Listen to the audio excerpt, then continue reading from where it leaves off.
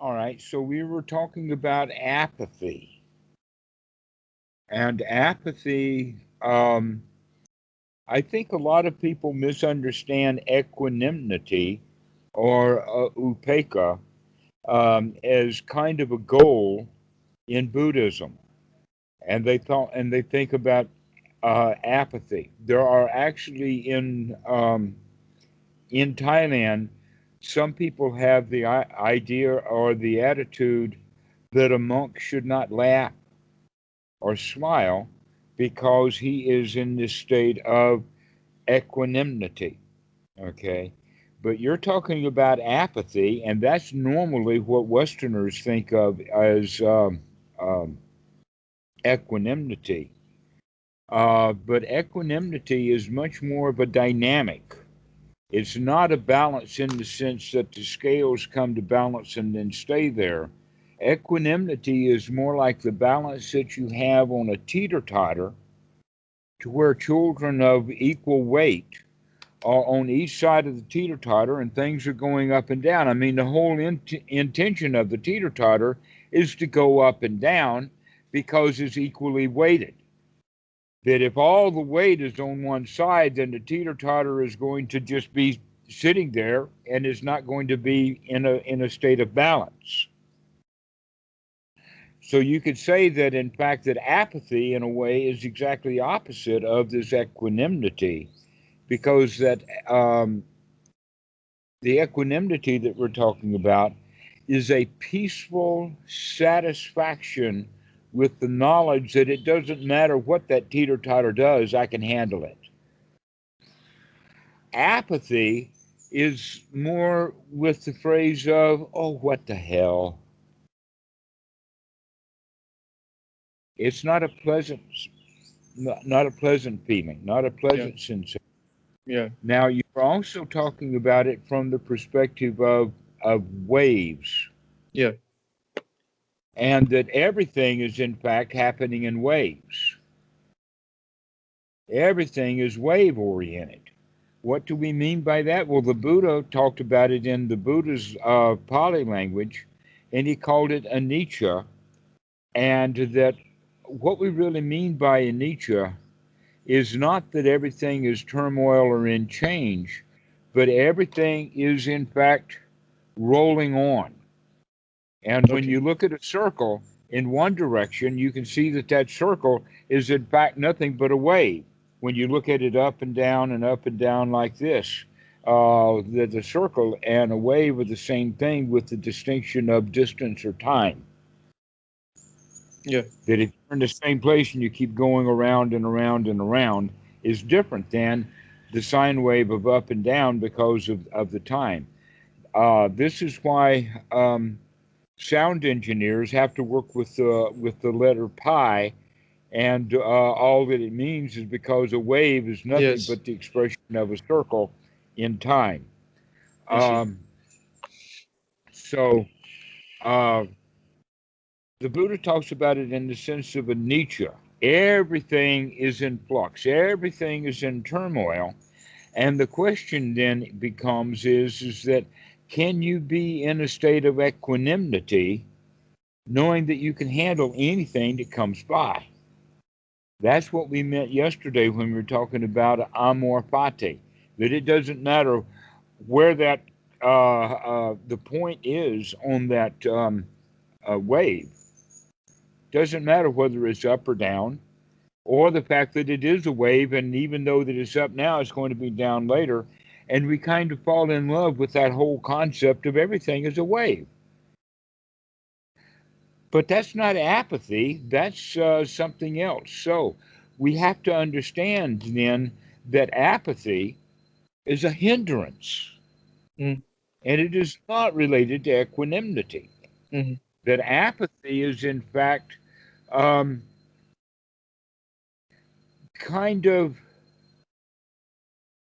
let us say that a promising young boxer in training, and his manager, his trainer keeps putting him up in one fight after another, and he keeps losing one fight after another after another after another. Eventually, he's not going to be able to win any fights because now he's got the attitude, the apathy of what's the point? I probably am not going to get it. Okay. And so, uh, as a meditator, what we need to do is to see that that apathy feeling is yet just another hindrance. By doing so, we can say, that means that I can do something about it. I can throw that apathy out. Yes. You can Yes. do that. But you have to recognize it first. Well, you've already begun to recognize it, but I think that part of the question would be is this apathy part of the goal? The answer is No. no, it's part of the No. hindrance. I wouldn't imagine it because No, it it's was not bad. part of the goal. This is Yeah. not equanimity at all. But this Yes. apathy that you're talking about um, is, in fact, a loser's mentality, not a winner's mentality. Yes. How can you change that attitude? The attitude is that okay, things are at the bottom now, or I'm apathetic. Am I not glad that I see that apathy? So you Mm. begin to brighten the mind immediately from that hey, I can see you, Mr. Apathy. I Yeah. see you there. This is an important quality rather than say, oh no, this is apathy, Mm. because that's, oh no, the mind has wandered away again. That's just Yes. basic 101 Yes. Yes. Because anapanasati yeah. practice. Yeah. You're right. Yes. And yet somehow we've called it apathy and make it special. Oh no, it's just that what we do with this is never mind. We can get rid of that apathy also Yes. and start again. We can throw I. that stuff out and and gladden the mind by saying everything is okay. I can handle this. I can even handle this apathy right now. Yes. I can see it, and I know that I can take a deep breath. Yes. I think like what troubled me was because I'm used to see hindrances like something that happen outside of the practice. Like the normal state of the mind is to be in hindrance, but this time it was like almost as the hindrance itself was being produced by some like side effect of the practice, and that quality of uh, being brought from within, it was like what bugged me. Because if it's usually a thought of like distraction or anger or depression, sadness, etc., I can recognize it as a hindrance. But like if I feel something that is very different to my normal experience, like the wave feeling, and after that I feel very apathetic. I almost like link the apathy to the wave sensation. So it appears Okay, to come from the practice itself. That was what was like troubling me about it. But I was all not right. I was not like overwhelmed by it. I was just like kind of curious, like because it was not something common to me to have that happen from practice. Well, I was about to ask you about that. Um, that the question is then, is this apathy new, or is this apathy just something that's happened many times before, but now you're seeing it in a new way? No, maybe the second answer. Okay. Maybe a new So way this of is not experiencing. new apathy. This is not the result of practice, but rather that you're uncovering this old apathy that has been there before, but you're seeing it in a new way because you're beginning to uncover it. Yes. That's good. Congratulate yourself that you can see things that you couldn't see before. That in fact I can see that apathy in you easier than you can probably.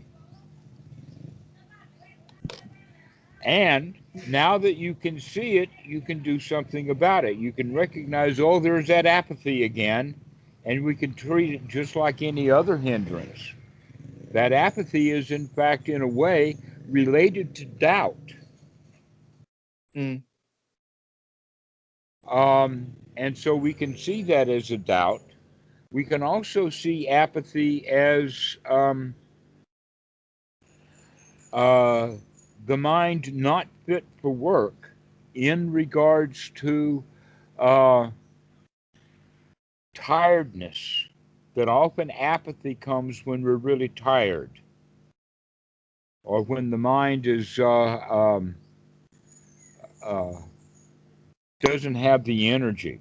And that this can happen after meditation when people are working too hard, they're striving too hard, and because of that, the mind gets tired, and then they have the feeling of apathy after the mind gets tired, but they're all just interrelated hindrances. I see.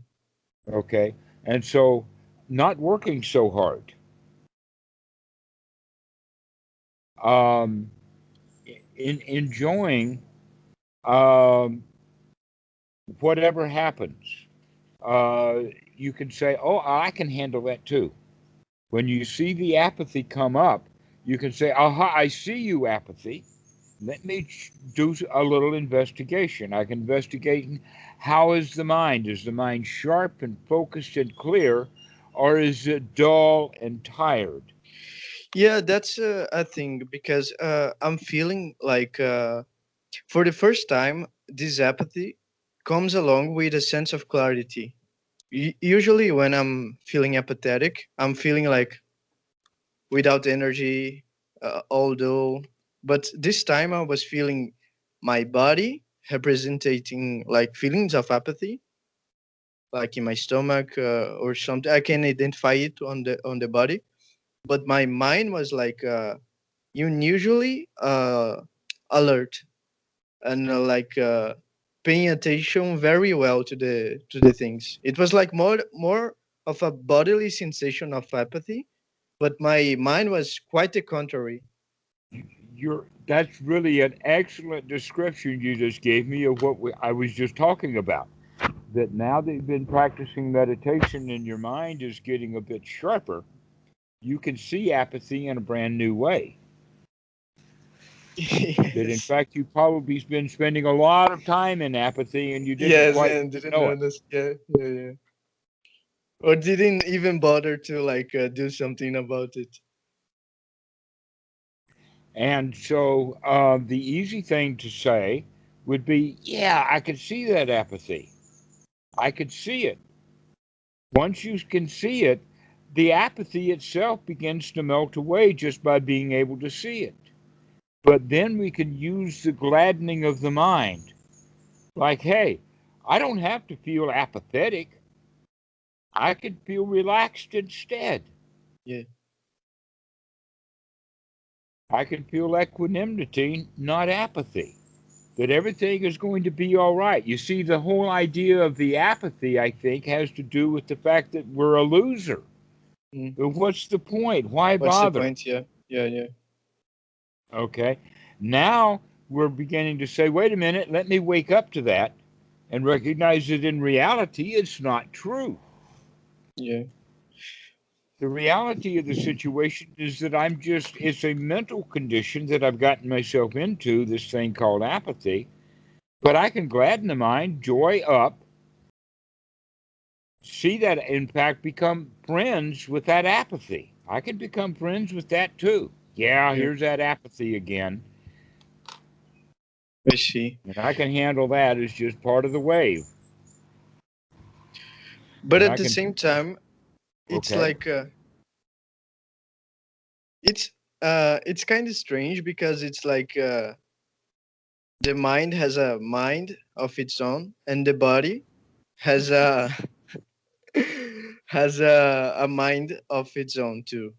Like the body has its own mind because I'm noticing ap- apathy in my body, and I'm not partaking within it with my mind. I'm paying attention to my body feeling that. And it's almost like there are two distinct things. Like my body is feeling empathetic, even though Mm-hmm. my mind is not. But Uh, in this exact time, I'm not like saying I'm this that is noticing the body, but at the same time, I'm not saying I'm the body. I'm just like kind of lost in between. Hmm. Can you move your screen just a little bit because I can't see your mouth, and it would be easier to understand you if I could see your Okay. mouth. Okay. Okay, It's better. that's better. Okay. Uh, yes. So you're on the right track, and the right track here is that you're beginning to see an apathy that has been there. It's been subtle, and you haven't been paying attention to it. You've been sort of like burdened under it without Mm, knowing that it was there. mm, Okay. Um, it's a matter. An example would be like that you naturally are carrying around a backpack yeah. or a bag, and in the bottom of the bag is a very very heavy lead weight that Mm, you didn't know was there, yeah. and you've been carrying it around for a long time. Now you begin to understand, hey, wait a minute, there's this lead weight that I've got in my bag, and I can put a label on it, and that label is apathy. Mm, Okay, that you've been carrying the weight of apathy around, but you didn't really know it. Now you're practicing, you can see it. You're waking up to that apathy. So rather than or questioning where did that apathy come from and how long have I been carrying it, the right way to do it is to say, okay, right now I have that apathy. Right now I can see it. Let me take that lead weight out of my bag right now. Never mind how it got there or I that it will see. come back, but that I can take that weight out right now. Yeah. Okay. And I can take a deep breath and I can say, oh, yeah, that was apathy. And I'm going to be on guard for that. I Aha, see. I see you, apathy. That's the attitude that we say. Okay, I see you. Not that that apathy is an enemy, but rather let us say that it's more like a naughty child, Mm, a loved naughty child. mm, That there the child is saying, I have not been eating any of your blueberry pie, and he's got blueberries all over his face. And instead of getting angry at the child for lying to you and eating your blueberry pie, you can just say, look at how funny you look with all that blueberry pie on your face. Okay, well, you can do that also with the apathy. I see. That look, I've been carrying that around all of this time, and I don't have to. I don't have to be apathetic. I don't have to feel like a loser. That I can get into these waves. In fact, everything comes in waves. Mm, This is what the Buddha means by in Nietzsche, cause and effect and cause and effect and cause and effect, and it just keeps cycling, turning on and on and on and on. We can either appreciate the show or we can try to stop the show. yeah. The right way to do it is, instead of trying to get rid of the apathy, is just to recognize, oh, there it is. I can see that. I see. Let me take a deep breath and relax into this. Oh, nothing's happening, no place to go. But in fact, apathy is not such a terrible thing, as Yes. opposed to, say, anger or Yes. being uh, in a rage over your hindrances. You can just say, oh, well, there's that apathy, and apathy is pretty close to just acceptance, and so I'm on the right path. Yeah. I see. I think like there is just a thing that you were saying that kind of confuses me, um, because there's this aspect of Nietzsche that is like an intellectual perception of things comes in waves, and Hmm. I can see that, but at the same time there is like a more phenomenological experience of waves that I Of wasn't what? aware. Waves. Waves. Okay. Yeah, yeah, yeah. That because like all the talk about impermanence to me always sounded like it was like a more of a intellectual perception. but now I'm seeing it like as a part of the experience itself, like second to second or even less than that. It's not like just a thing that you can argue about and like discuss like you do in philosophical arguments, but it's a experience of like change and change and change and change, and it's kind of funny to be in it. Yes. Experientially in it, it's funny. Hmm. So capitalize on that. That things are, they're constantly flowing, constantly in a flux. That fate is presenting you with a new reality every moment, every second is something new. The wave keeps moving. I see, but at the same time I don't see like how apathy is a part of it, because like apathy is a feeling, and this is like a state. Like I can be drunken and sad, I can be drunken and happy. This Hmm. is like I'm drunken, so to speak, like feeling wavy, and apathetic. These two things are not like necessarily entangled, because one is a state and the other one is a feeling. It could be, I could be like wavy like and feeling exhilarating like the other time. I don't see how they are like totally That is related. brilliant. Congratulations for seeing that. This is exactly why the Buddha has Sita Nupassana and Beta Nupassana as two distinct different objects, the feeling and then the mind state. The mind state is not the same as the feelings. And that's what you're saying, that you're seeing this apathy as kind of a mind state. Yeah, yeah, Okay? And it is good that you're seeing that you're beginning to recognize all that the mind is in this state of apathy, but that apathy is somewhat related to drowsiness or sleepiness or also a quality of kind of giving up. And so the first thing that we have to do is keep recognizing that, to keep seeing it. yes. Aha, I see you, apathy. I, That just the way that I've said it, aha, I see you, apathy, I see. is a way of coming out of it. Just by the way that I see it, say it, as opposed to, oh, I see it again. There's that apathy, right? Because Right. that's an apathetic way of saying that I see the apathy. Yes. But we're going to see talk about it in the sense of being really happy or glad that you can see that stuff now. Mm, mm. Aha, I see you. And at the That's same the new time, attitude to have is that you can in fact see that stuff and that it's a state of mind, but that you still have some control over your feelings about it.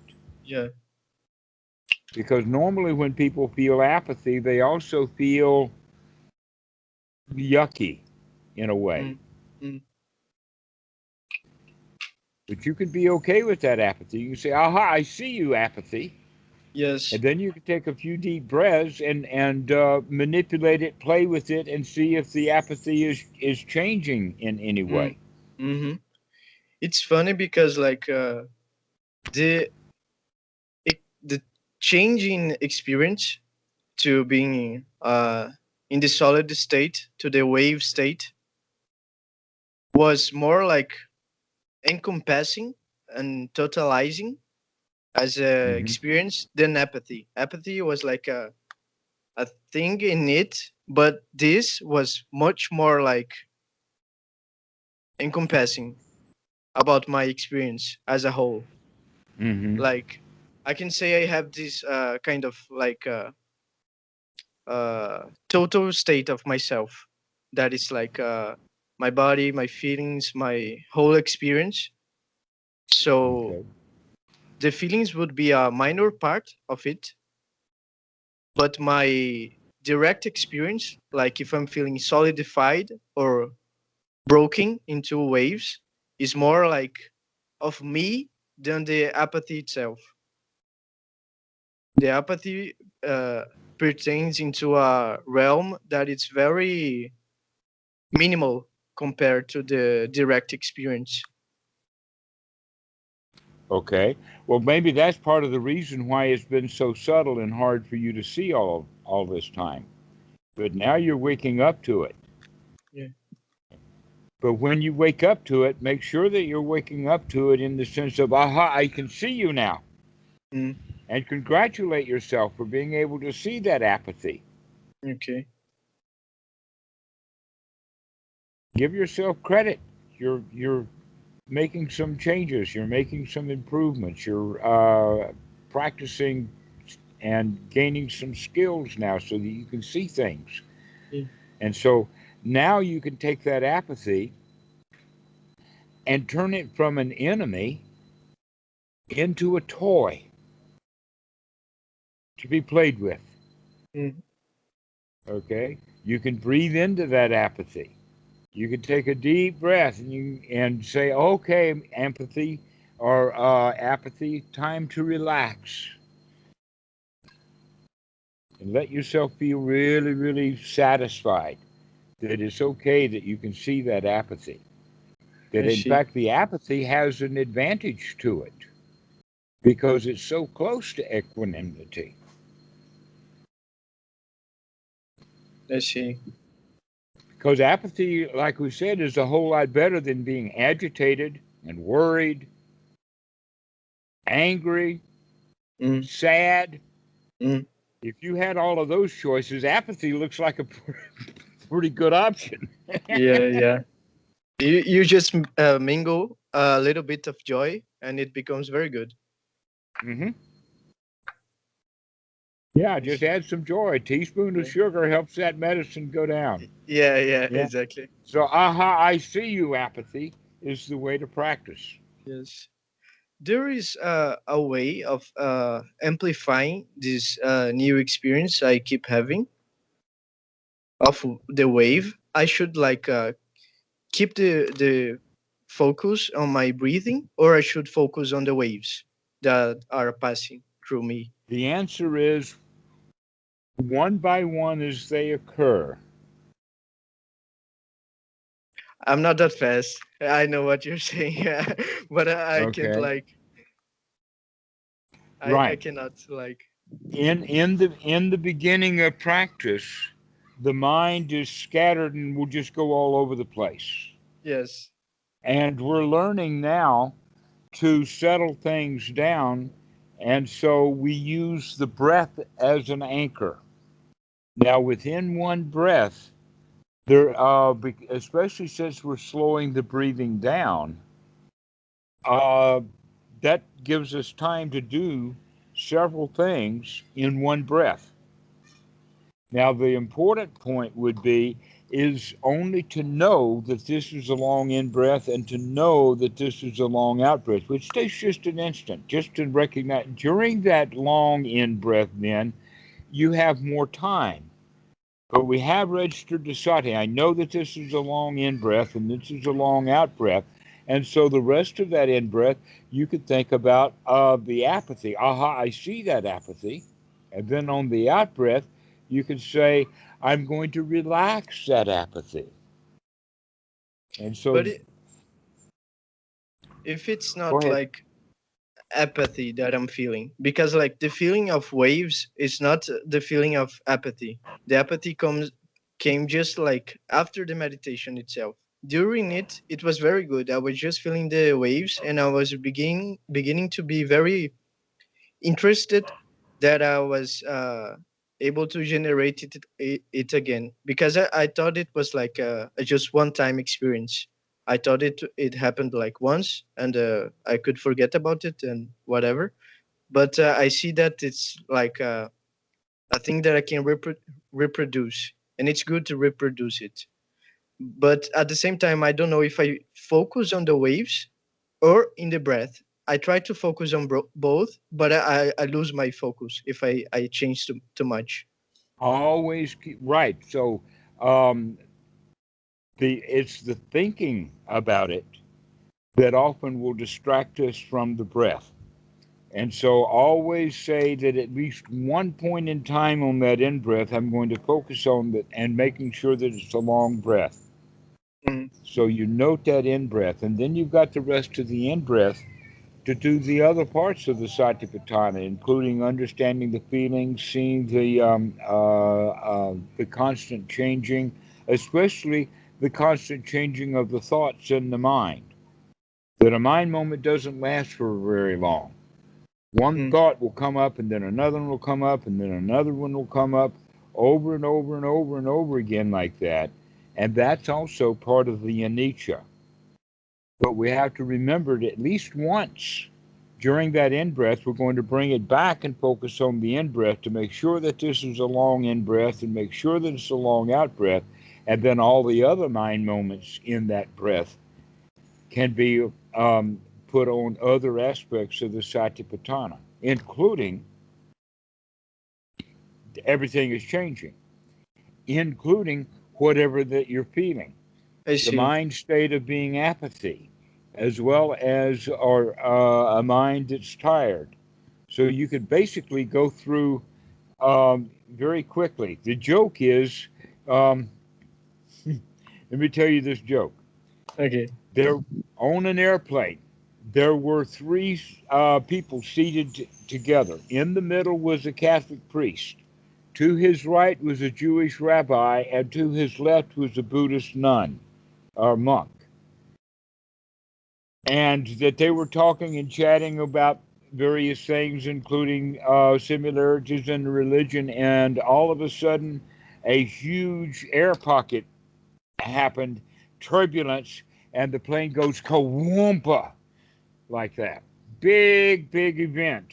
Surprise to everybody. And the whole cabin became animated. And surprisingly enough, not just the priest, but all three of them did this gesture. And when the priest is doing this, the genuflect, and he sees the Jewish dude doing it too, and he sees the cat. He says, "What are you guys doing?" The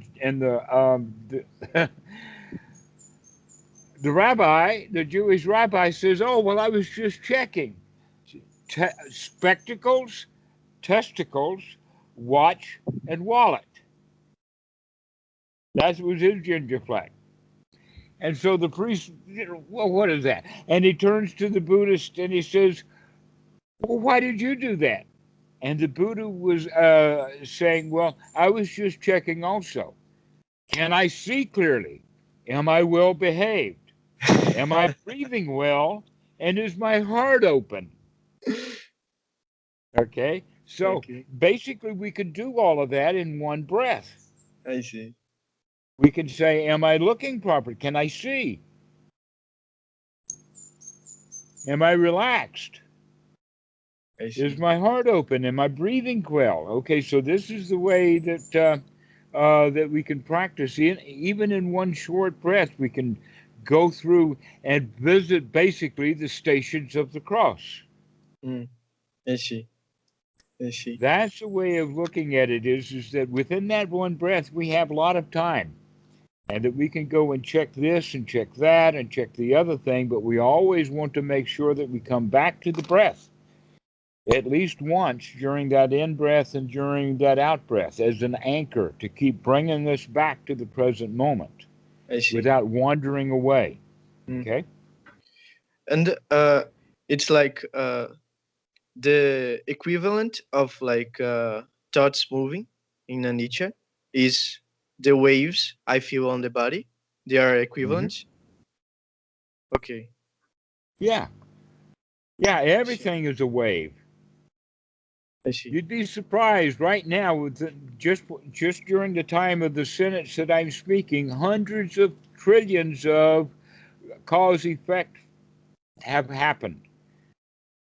You'd be surprised at how fast things happen over and over and over again. Many, many thousands of complex things are happening just within your immediate vicinity. You'd be surprised at how your breath affects the uh, uh, the area of the air around you when you breathe out.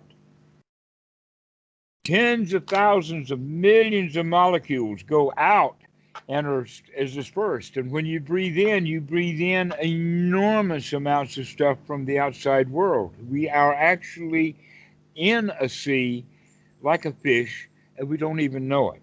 We don't, and watching the breath helps us to understand that, hey, we're actually breathing in and out this reality.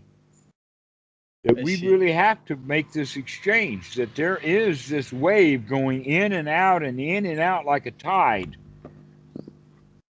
I And see. so there's a lot of that happening constantly. So the wave, the breath is a wave.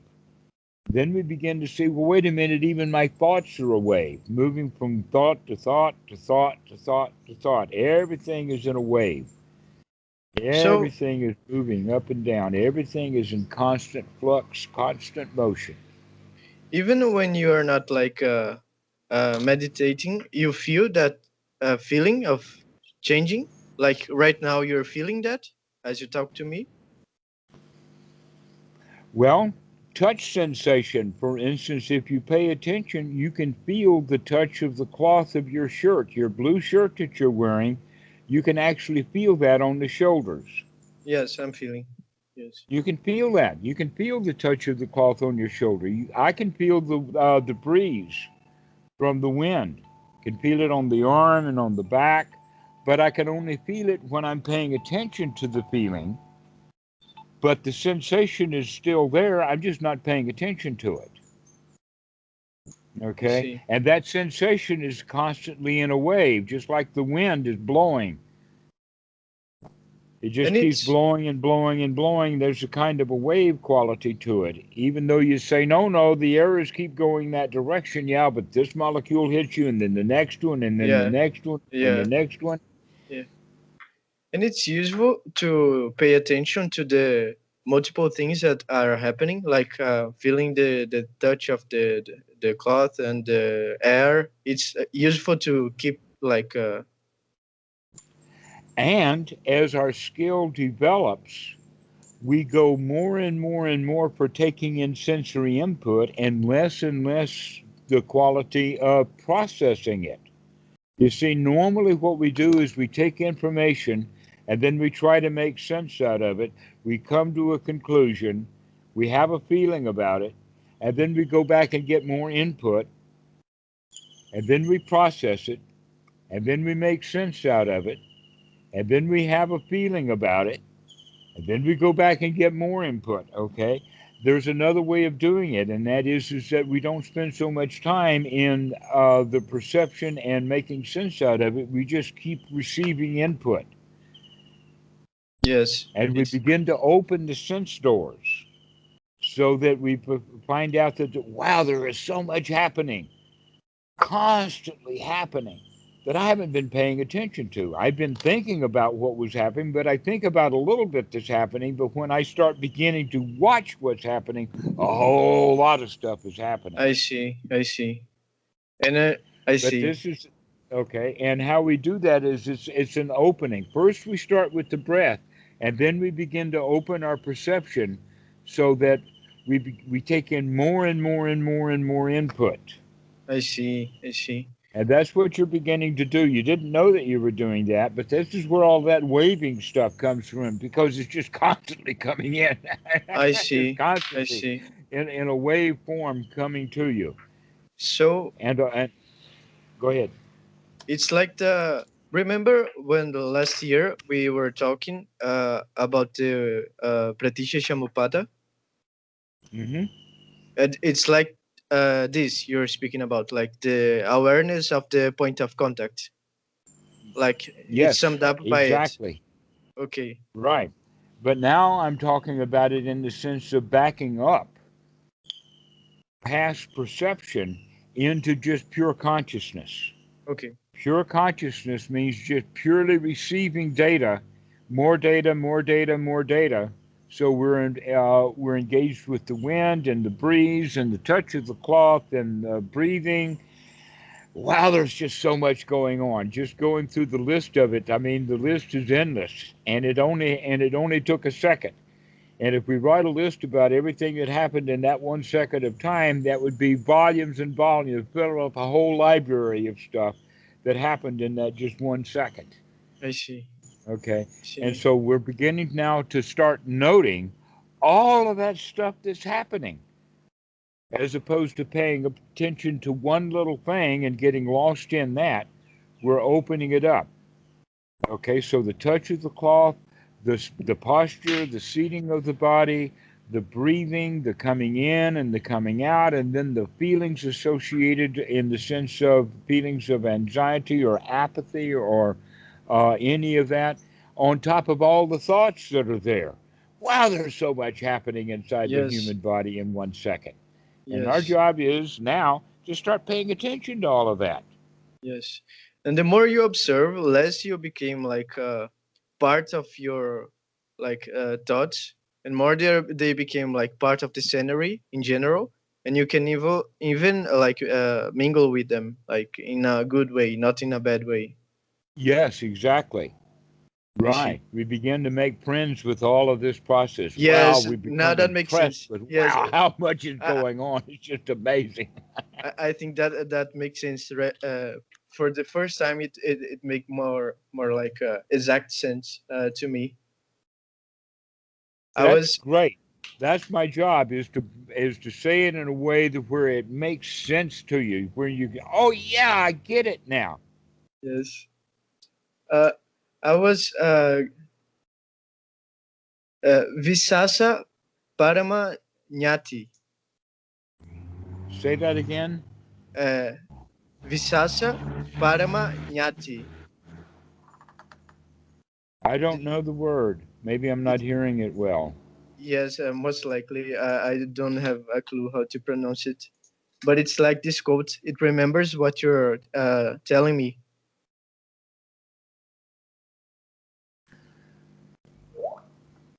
Oh, let me go and look and see what you've written there. It didn't stay on the screen. Okay.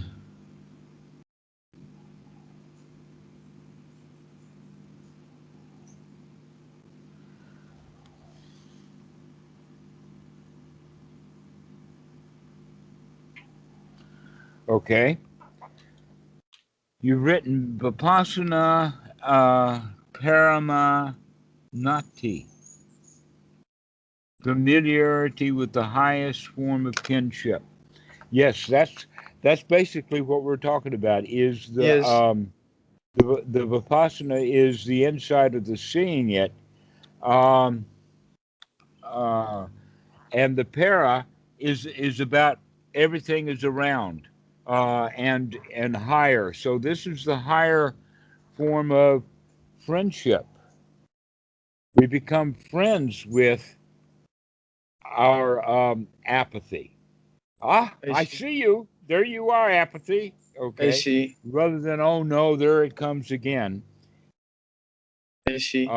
is not the friendship. I see. I found So this quote from the Buddha, but I don't know exactly where is it from. I don't know where that quote is actually from either, Yeah. uh, but it does point about friendship. Yes. But it Okay, remind that me a when we lot have about our deep insight, we conversation. recognize everything can be a friend. We don't have to be enemies with anything anymore. We need to Mm, stop being critical and start being nurturing. yes. Yes. I see. Um, should I read something along with the practices or just practice? Pardon? Should I read something like suttas or any books you would recommend to me, or just practicing? I would say that reading Dhamma books, especially if it's good Dhamma, uh, is a wholesome way to spend time. Mm, Thinking about the Dhamma, reading the Dhamma, gaining inspiration from the Dhamma is much more wholesome than thinking about your problems, worrying about something that needs to be done, mm, and all of the hindrances that you could be in. So I would say that that as far as time structuring goes, being in the Dhamma by reading books is far superior to being in dukkha. However, one can read a Dhamma book and want things. Dhamma books, without being careful, can cause suffering as well as get you out of it. Mm. So it depends upon, are you really paying attention to it, and is it really, really good Dhamma? Because you could be reading a book that says things like, oh, if you find dukkha in the mind, to note it well and keep looking at it and keep bringing that dukkha back up, then that would not be a wholesome way of doing it. Mm. So I don't know, just in general, which Dhamma books, because some of them are really great and some of them are not so great. It depends. But if you can read that Dhamma book and maintain a wholesome mentality while you're doing it, then in fact, you can go into great joy by reading a Dhamma book. Mm. How to say it? Get a kick out of. I can get a Yeah. real kick out of some of the suttas to go back and revisit. I remember, in fact, um, that let us say 20 years ago, maybe 30 years ago, Okay. that when I would read a sutta, I found it deep, profound, complex, and sometimes I could only get through part of the sutta. The first part was so big and so profound that I couldn't even finish the sutta, and if I tried to finish the sutta, I wasn't getting much out of it. Mm. Now I find, and an example of that was the Satipatthana Sutta. Okay. The Satipatthana Sutta was so deep, so profound, so mystical that it was impossible to really understand the sutta. But that was 25 years ago. Now I can read that whole sutta in 10 minutes and check off the points. Yep, yep, yep, yep, yep, yep. And you used to, every time I'd hit one of those points, it would just stop the show.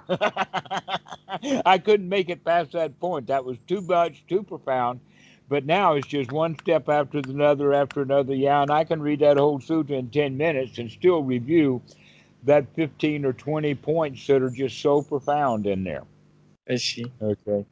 That's the way of looking at it. So when you're reading the suttas or reading stuff, if it catches you correctly, it will be profound, and it may be some pretty slow going because you're getting a lot out of it. Okay, that you can get 10 pounds of joy out of 10 word bag of sentence, right? And so it depends upon the way that you read it, but ultimately reading the suttas is really good if it Okay. if it's inspirational like that, I see. so that you can gain. Then in fact, there is a sutta that I will tell you about. It's in the fives in the Anguttara Nikaya. But in fact, I did it as a sutta review with one of the students. So this is a whole video on it. Oh. But there are 5 ways in this sutta. That's why it's in the 5. There are 5 ways to go into first jhana. And it's only the last on the list that is the way that Westerners practice the Dhamma or Mm. practice meditation. In other words, the sitting practice, if we sit quietly, then most likely what's going to happen is the hindrances are going to come up if we don't have anything to focus on. Mm. That's why we want to focus on the breath or to focus on gladdening the mind, whatever like that. Otherwise, the mind will just run off into its normal pig pen. Mm. So, this sutta has 4 other things in it, and each one of them have to do with the Dhamma. The first item on the list is that when a teacher and a student are talking about the Dhamma, when the teacher is expounding upon the Dhamma and the student is listening closely and gaining great benefit, because of that, His enthusiasm can get aroused. He is completely free from the hindrances because he's thinking about the Dhamma, and he can in fact go into first jhana, and then it happens often in a lecture hall that people just see how they're just so into the sutta or so into the teaching that they reach that very pleasant state of first jhana. Well, the other side of that, the number two item is that not only can the students fall into that great state of joy, but so can the teacher. Just by talking Mm. about the Dhamma and expanding the Dhamma to the students and having that interchange between the student and the teacher can bring great joy also to the teacher. And the important point is that the mind is free from hindrances. So we can extrapolate that because the third and the fourth ones are the same thing, that in fact you don't have to chant or recite the suttas, that you can just be mulling them over. You can just be thinking about the Dhamma as the fourth one. But this third one, which would be in our world, you see, in the time of the Buddha, it would be that they memorized and they would recite the suttas. Every time that they would recite the sutta, they would get new insights in it, or they would recover old insights and reaffirm them. You can do that by reading a Dhamma book if you read it correctly. You can gain great joy. You can actually go right into first jhana by reading a sutta. You can read that sutta and you, and just have a really major experience because you got something right out of the book. Mm-hmm. So saying that it's better for you to meditate than it is for you to be in a book, I think is not necessarily good advice. That in fact you can gain great joy by reading Dhamma books, I see. but you have to do it when the mind is free from hindrances. So you have to actually be able to read the sutta instead of having the eyes go along the words while the mind is thinking about Elsewhere. something I else. see. I see. I see. Okay. Would you recommend me a sutta to read within the next days? Uh, I actually think that it might be just as good for you to read Bhikkhu Buddhadasa. Okay. Okay. Okay, and you can actually just Google Bhikkhu Buddhadasa and find all kinds of things. I would recommend first off Handbook to Mankind. Okay. Handbook to Mankind. Another one would be Happiness and Hunger. Mm. Another one that is very famous is No Religion. So those there are three of them, but there's dozens of books. There's books Mm. on Anapanasati, all kinds of things, and those are dozens only because those are the ones that have been translated into English. If you go after the Thai, there's thousands of books. I see. Okay, so um, those books that I just mentioned, Handbook to Mankind, that's going to be the top of the list. Okay. Happiness and Hunger, No Religion. Okay. Okay, another one that you can put on that list is The Prison of Life. The prison. The Prison of Life. Okay. Okay, those are the books that I would recommend. They're not long. Each one of them is only one or two Dhamma talks. Okay. Okay. I will look after them. Okay, Okay. all right. So we'll see you later. Yes. Of Enjoy. course. Thank All of you. that stuff's Thank on you the very much. internet. So, okay, Arthur. Bye bye. May you have a wonderful apathetic day. Thank you. Bye bye. Okay, we'll see you. Bye bye. See you.